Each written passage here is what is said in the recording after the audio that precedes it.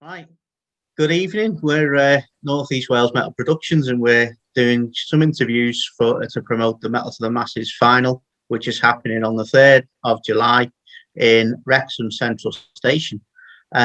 First band we're interviewing for this, we've got 2/3 of Cry For Mercy. Hi. Ooh. Oh. Hello. Good. So first up, obviously, we haven't seen you for a while. You've been busy during lockdown. Can you tell us what you've been up to? Yeah, I mean, obviously it's a shock, like it was for everybody, just grinding to a halt. But the first few months, I don't think we did very much, did we? It was kind of, I think we all thought it'd be like over and we'd all be back to it by the summer or whatever. But then Andy and I had already kind of started writing the next EP, really, wasn't it? That's what we were kind of in our heads, because we'd recorded the Automatic Breakdown EP, and that was due out. Well, it came out the week after everyone locked down, so it was literally this week last year. Yeah. When it came out, so it's like you couldn't have timed it any worse. Yeah.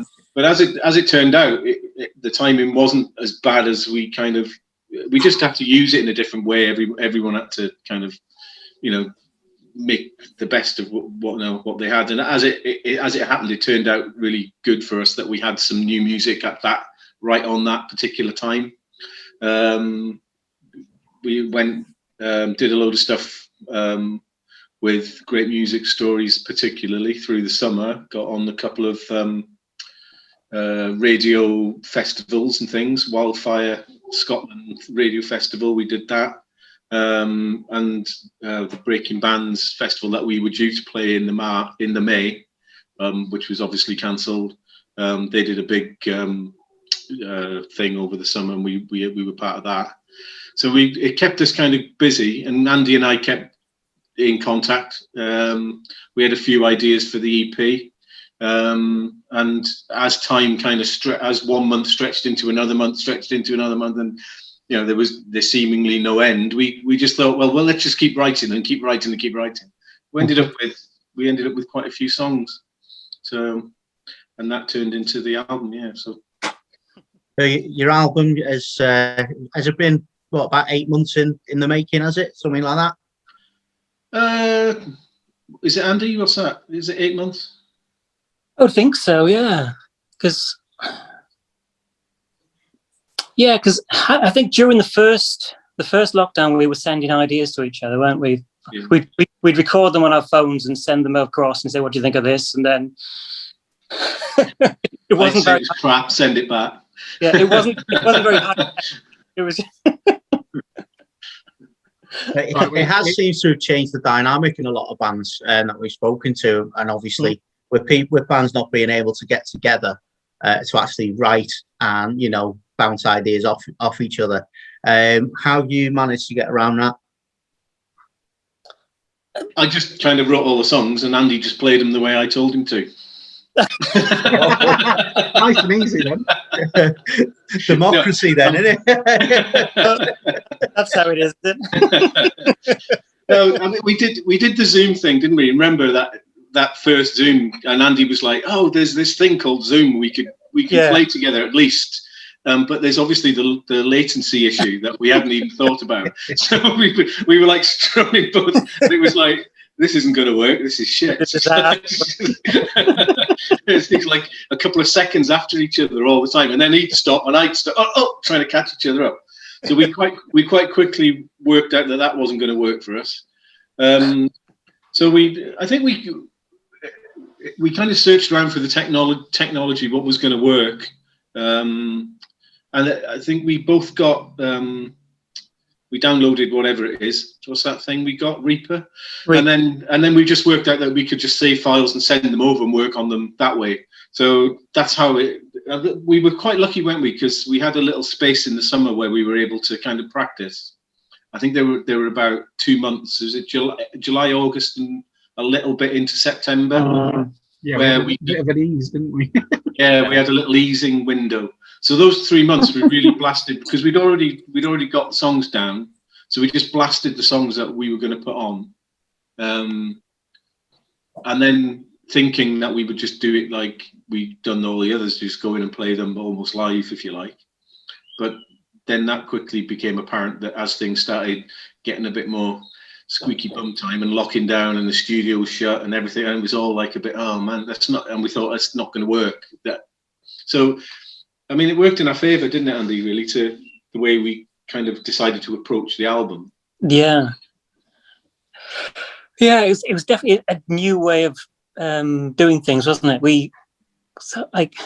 We did sort of have little rehearsals beforehand, but then most of the guitar parts weren't really worked out. I had a rough idea of what I was going to do at the time, but it was only like the weeks before in lockdown on my own, I was sort of working out more precise what I was going to do. And I don't think you'd even finished the lyrics or anything, but, just...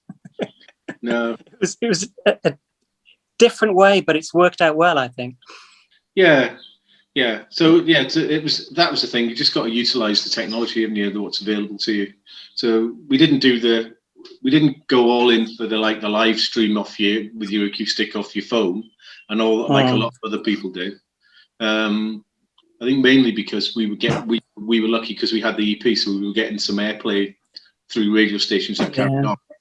So we didn't really have to work too hard to, look at us. We're not, we're not, we're not the most brilliant looking guys in the world, are we? No one wants to see us on their screens every 5 minutes. So, speak for yourself.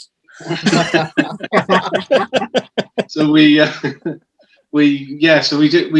kind of abandoned that idea, really. And Steve had more trouble than anybody really with the technology, getting stuff, working out what we could do and what we couldn't do, and what worked for all three of us. But yeah, I think the album's great from what Andy did really well. I think it was partly down to Andy, partly down to some good fortune in timing, and partly down to our engineer stroke studio guru, Ben Kewen, in Salford at Unit 26 Studios, where we go and record. And he was brilliant, really. He's really good at, he understands us because we've done the other two EPs there.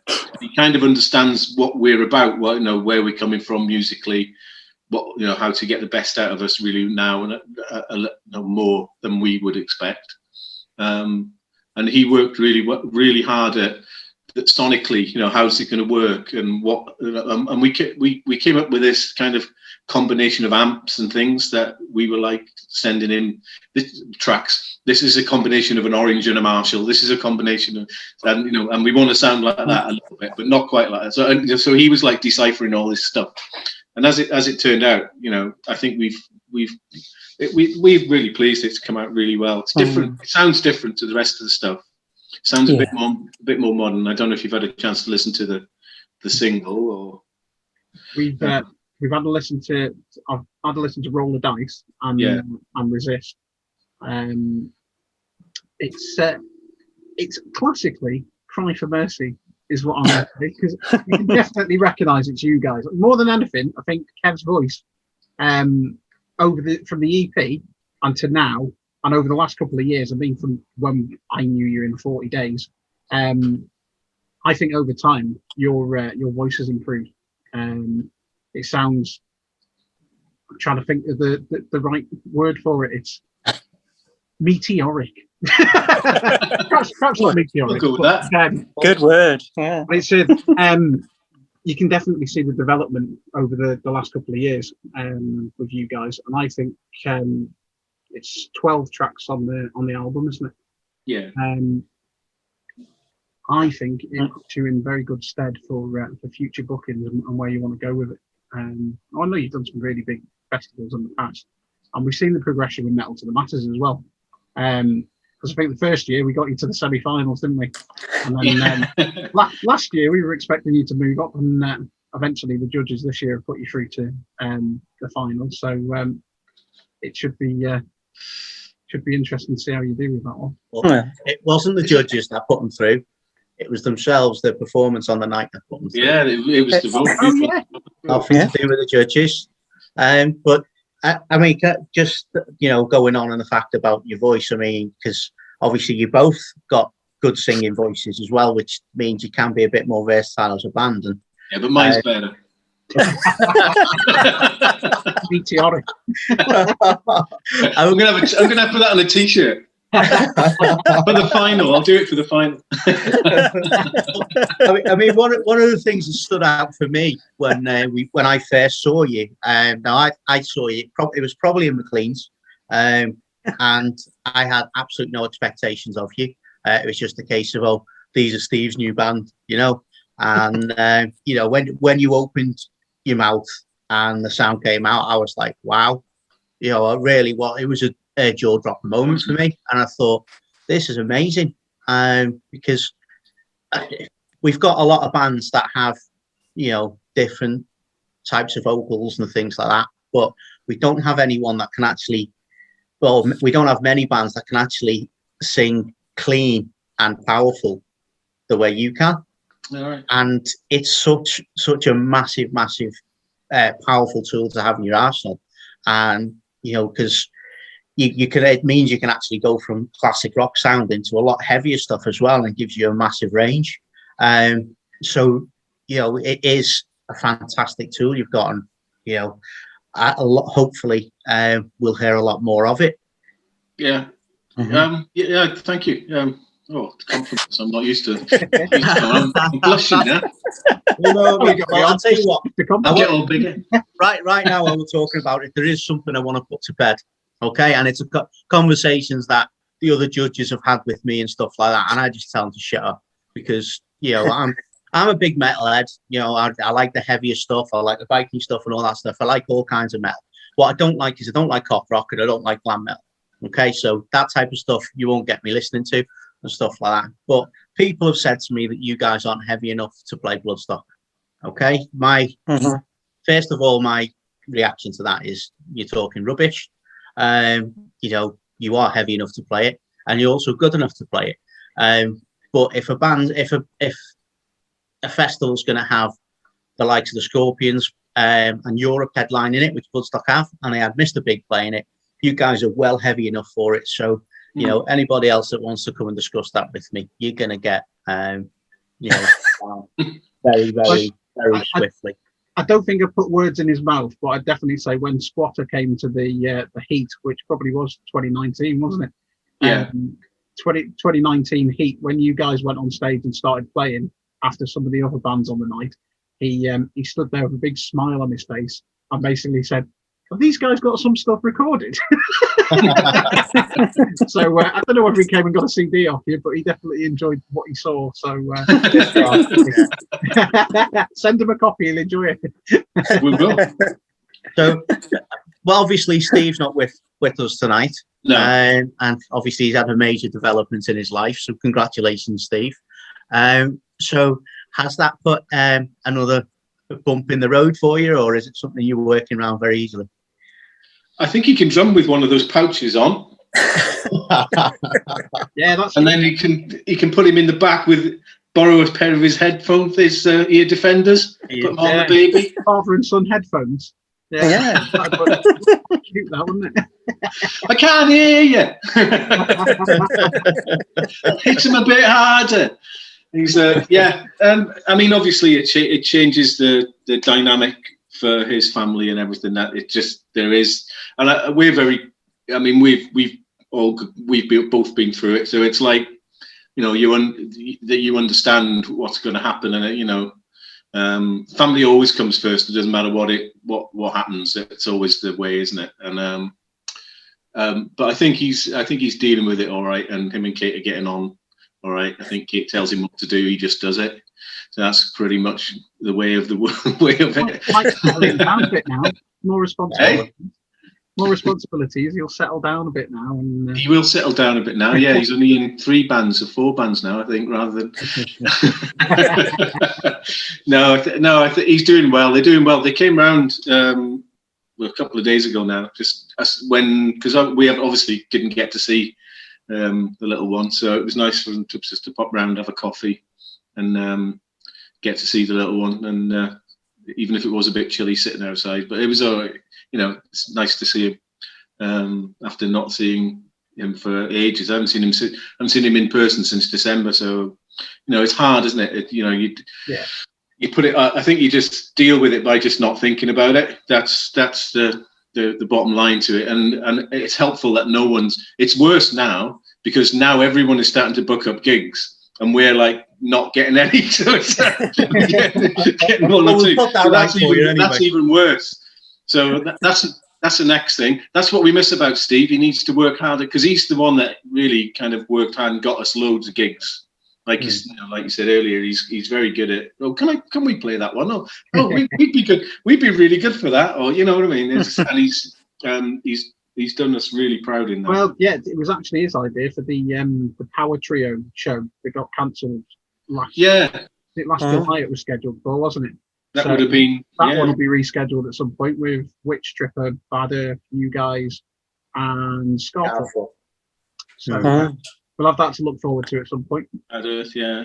Oh no, that's going to be immense when that happens. I was so looking forward to that show. It was like that, it's just this is. It was right. Of all the ones that were coming up, I think there was Breaking Bands was going to be good for us because that's like the festival and the things, and that would have been a nice lots of people and all those kind of things. But that show was like I was like really on, really looking forward to doing that. Because I mean, I like Witch Tripper, we like Bad Earth, obviously. Scarfoot are great.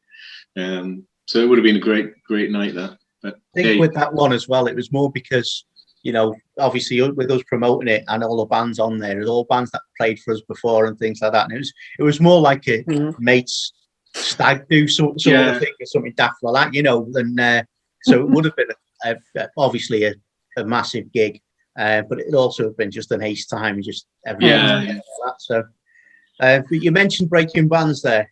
It's a shame that's not going to go ahead this year either.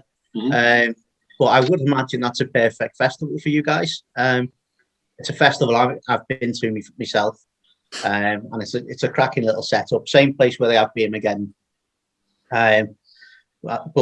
So live shows.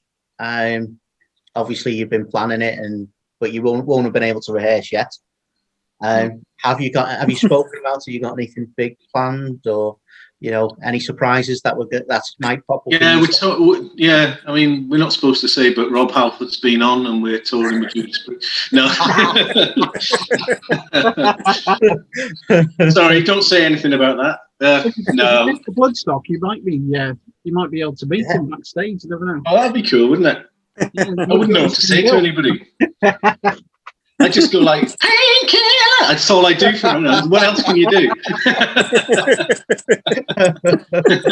If he responds in the same way, then it'll make you like him. He seems a really cool guy, actually. There's we've got a few things on the horizon. Nothing really proper. When's the next one, Andy? After there's a July. There's a July one at Percy's, is it? Or was that? No, am I getting mixed up? There's September. We've got a gig in September. We've got a couple confirmed for September, October, November time. Obviously, we've got this one confirmed for you guys. There may well be one or two other things happening. I think promoters find it. I mean, you'll know it's hard, isn't it? It's hard enough for bands to kind of. We had during the interim last summer. We were Rebellion were kind of looking for people to kind of come up and do acoustic sets, and we were like, oh yeah, that would be great. So we got booked for that and thought a socially distanced acoustic set, but it was a gig, it was like get an audience, and we can do that kind of stuff, so that's no problem. But and that was like we got the gig confirmed at about, I think it was about 6:30. And then 7 o'clock, Mark Drayford gets up and announces that Wales is going into lockdown. So we couldn't go. It was like not allowed to leave. So we had to literally announced it at like 6:30 and literally cancelled it half an hour later. So it was that, the disappointment of having to do that kind of thing, I think for bands is one thing. But I mean, promoters, you put as much into, doing these shows as anybody else does. And I think it must be, really hard to plan if you're not, there's nothing set in stone, is there? It's all a very shifty sand we're on. So our album's out now. It comes out on Friday. It's out on the 2nd of April, which just happens to be a Bandcamp Friday, so it's a perfect time to go and buy it. cryformercy3.bandcamp.com is where you can find our page, or you can search it out on Bandcamp. You'll find us there. Resist is the album, and there it is again, in case you haven't seen it. 12 tracks of awesomeness with meteoric vocals.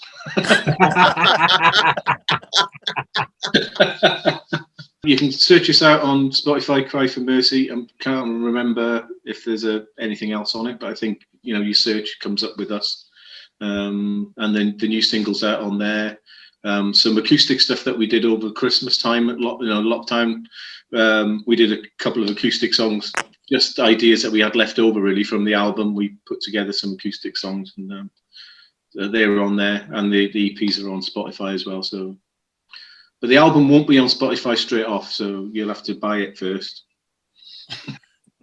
Quite right. So the last thing we need to say then really is we will see you two on the 3rd of July at Central in Wrexham. We will. The Metal to the Masses grand all-day final for North Wales. Yes. And, you never know, you might get selected to play for Bloodstock.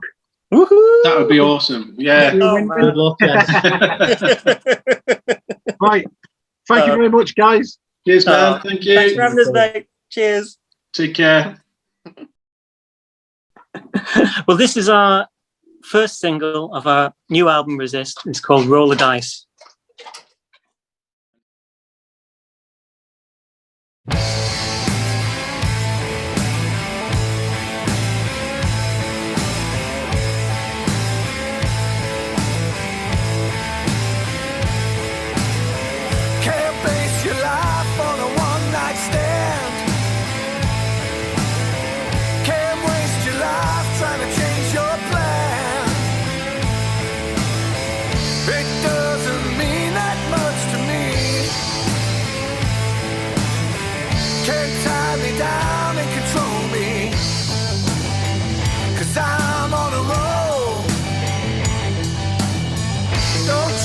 Change my ways.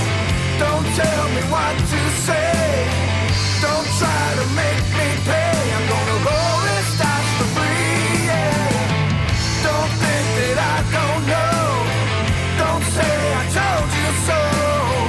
Don't stay if you gotta go. I'm gonna roll this dice for me.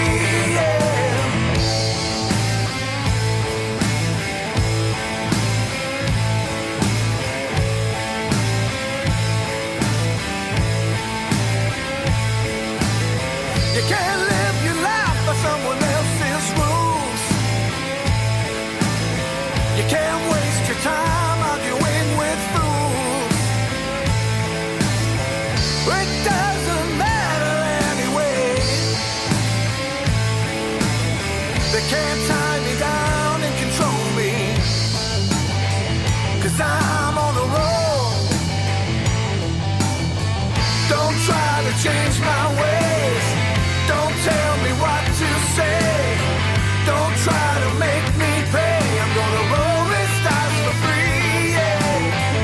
Don't think that I don't know. Don't say I told you so. Don't stay if you gotta go. I'm gonna roll this dice for me. Yeah.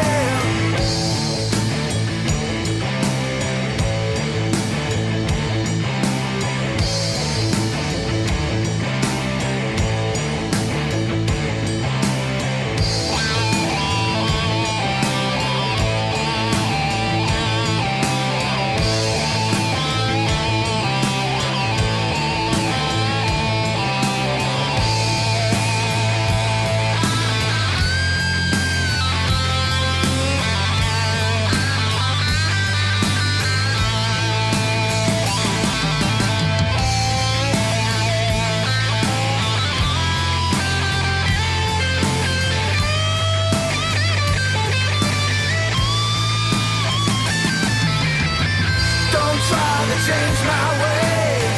Don't tell me what to say. Don't try to make me